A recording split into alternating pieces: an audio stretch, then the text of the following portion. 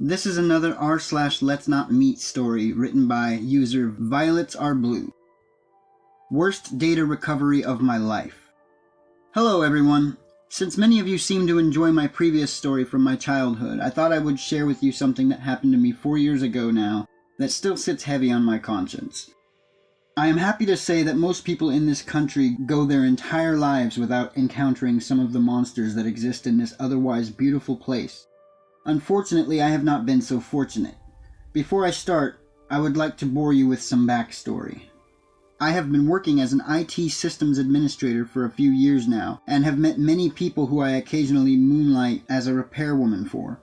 And yes, I do pay tax. Over the years, friends have told friends, and I occasionally get messages and phone calls from strangers asking for basic computer repairs for cheaper than they could otherwise find locally.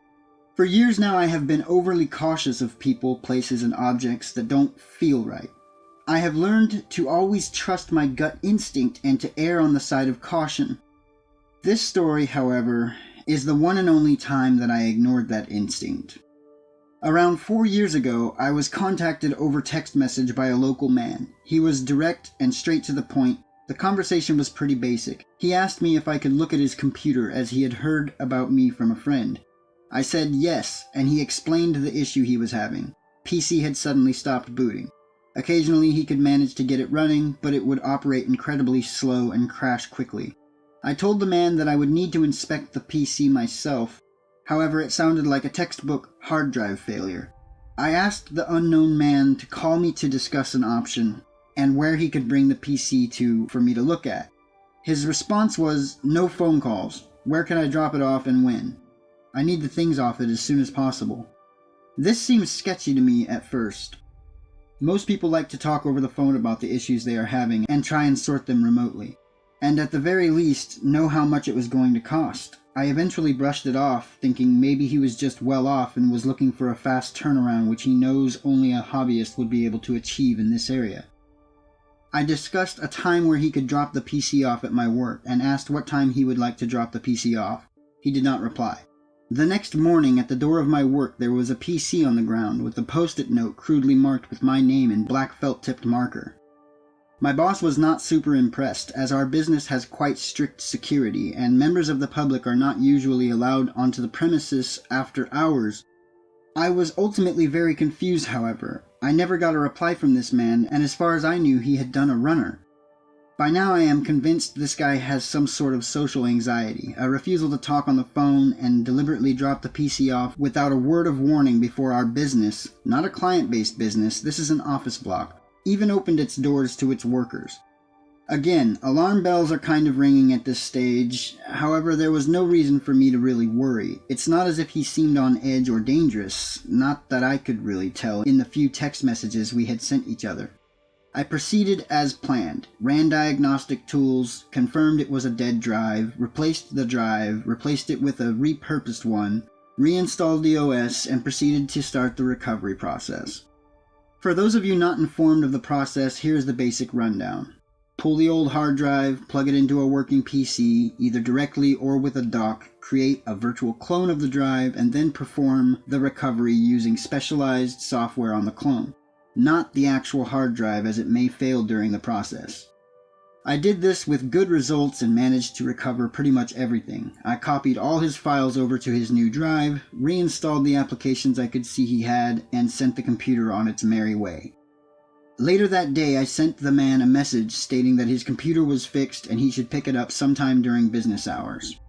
He responded a few hours later, saying that he was not going to be available until after work. Okay, I thought, that's fair enough. He's probably working too. At first the man asked if he could meet me at my house after work the following day, which by this stage was definitely too weird. I obviously declined and insisted on meeting him at the local post office around 6 p.m. By this stage I was kind of getting some pretty bad heebie-jeebies. I decided to have a friend come with me just in case things got weird. I have a male friend at work who was happy to come with. We arrive at the post office a little early and sit on the small park bench out in the front. About 15 minutes pass and the guy finally arrives. By this stage it's getting pretty dark. Thinking back now, I am pretty sure he delayed it as much as he could. The man walks up to us slowly in a kind of predatory way, creeping forward as to make as little noise as possible, even though we knew he was there. His gray jeans stained with what looked like white paint, wearing a dark hoodie covering his head. All we can see of his face is the protruding long gray tattered beard. The man stands in front of us while I introduce myself and my friend. The man does not react at all, instead seemingly looking me up and down for what felt like minutes. I could smell his breath from where I was standing, and his silence was only broken by the sound of his nose hairs whistling as he breathed. I eventually try to speak to him about his PC, stating that it was in fact a dead hard drive. However, before I could finish speaking, he interrupts me mid-sentence with a raspy voice, the kind of voice that makes you feel a tingle at the back of your throat. "Is that the computer?" I responded, "Yes." "Did you get everything back?" The man quickly responded, in more of a statement rather than a question. "Yes, I told you in the text message." In a quick and angry voice, he then asked me, "Did you go through any of it?" "Of course not." "Are you sure?" At this point, I was getting really weirded out, and my friend could tell I felt threatened. I do not deal well with older men, and he knew it. He swiftly responded with, "Look, man, the computer's fixed, and you have your data back. Do you want it or not?" I looked at my friend, then back at the man. He looked me up and down one last time, thrusted some notes into my hand, quickly grabbed the PC, and swiftly but silently walked away to the car park. We got back in the car, and I soon realized the man had paid me $400 for a simple repair. We never discussed the price, as that usually happens early in the discussion, or as they return for their computer, but usually this would only cost around $150. I was shocked and very happy. My friend was not so happy.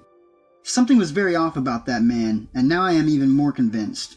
Did you notice how intent he was on you not going through his data?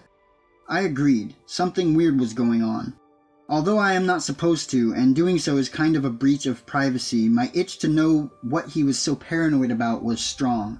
The next day at work, having been bugged by my friend, I finally decided to take a look at the contents of the clone drive. I noticed pretty quickly that it was quite large, around 250 gig for what was essentially a Windows install and some basic applications, photos, and a few downloads. It can be tricky to find what is taking up so much space sometimes, but using a tool like Space Sniffer can really help. I booted the program up and quickly found a zip file hidden in his Windows folder under a very long tree of folders.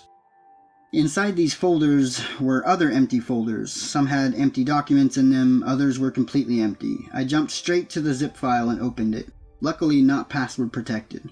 What I found inside makes me feel sick, even more so given what I have been through in my life.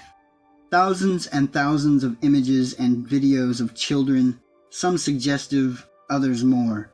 I opened 3 or 4 photos and immediately felt lightheaded and sick. I quickly closed the zip folder, shocked. Oddly enough, it did not settle in until sometime later what I had found. All I was thinking about before that was what would happen if a colleague saw those images in the building. Little did it occur to me what kind of a threat this man was, and what now lay on my desk. I told my friend, who told me to call the police ASAP. I did, and was asked to not touch the image further, and to come into the station to make a report with my friend. They later confiscated the drive I had copied the clone to, and I never got it back. I was told by police a week or so later that the phone number the man used to send me text messages was a web-based application, and that the phone number was fake. However, they had identified the man thanks to the metadata stored on the hard drive clone, and that the man probably did not realize a copy was made of his drive in the process of recovery. They also told me the man was being looked for, however his last known residency was in a different state. The police believed he was staying somewhere without a lease, with a friend, or simply squatting, and has since skipped town. It has been 4 years now, and I have heard nothing. I am still paranoid he is going to come to my office building again, or follow me home. I have surrounded my house with self-defense items just in case, and my home feels safe. However, work, not so much. Like I said earlier, most people go through life without ever seeing the scum of society. I have experienced it myself 3 times now, and I am done, never ever again. So, please, creepy man with the most spine-chillingly raspy voice I have ever heard, please, do not come to my workplace. You almost cost me my job, and the thought of what you might have done in the past, or what you might do in the future, haunts me to this day. Please, let's not meet again.